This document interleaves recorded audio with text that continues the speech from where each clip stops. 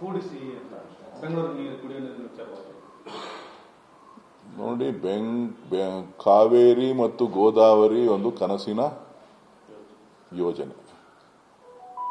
ಅದು ಯಾವಾಗ ಅನುಷ್ಠಾನ ಆಗ್ತದೆ, ನಮ್ಮ ಪಾಲೇನು, ಅದರಲ್ಲಿ ನಮ್ಮ ಪಾಲಿನ ಬಗ್ಗೆ ಎಲ್ಲೂ ಕೂಡ ಪ್ರಸ್ತಾವನೆ ಮಾಡಿಲ್ಲ.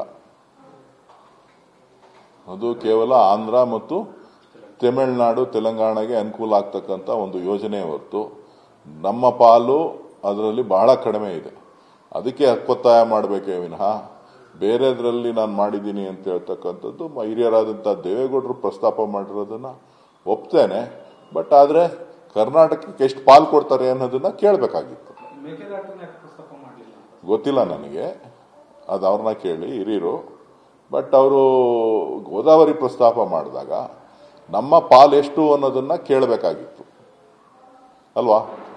ನಮ್ಮ ಪಾಲು ಎಷ್ಟು ಕೊಡ್ತಾ ಇದ್ದೀರಿ, ಕಮ್ಮಿ ಆಗಿದೆ ಪಾಲು, ಆ ಪಾಲನ್ನ ಹೆಚ್ಚಿಗೆ ಮಾಡಿ ಅಂಥೇಳಿ ಒತ್ತಾಯ ಮಾಡಬೇಕಾಗಿತ್ತು. ಯಾಕಂತಂದ್ರೆ ಬಹಳ ಹತ್ರದಲ್ಲಿದ್ದಾರೆ ಪ್ರೈಮ್ ಮಿನಿಸ್ಟರ್ಗೆ, ಹೋಮ್ ಮಿನಿಸ್ಟರ್ಗೆ, ಬಿಜೆಪಿ ಆಡಳಿತದ ಜೊತೆ ಕೈ ಜೋಡಿಸಿದ್ದಾರೆ. ಸೊ ಅವ್ರ ಮಾತು ನಡೆಯುತ್ತೆ. ಸೊ ಹೆಚ್ಚಿನ ಪಾಲನ್ನ ಒಂದು 25-30 TMC ನೀರನ್ನ ನಮಗೆ ಹೆಚ್ಚುವರಿಯಾಗಿ ಕೊಡಿಸ್ಬೋದು.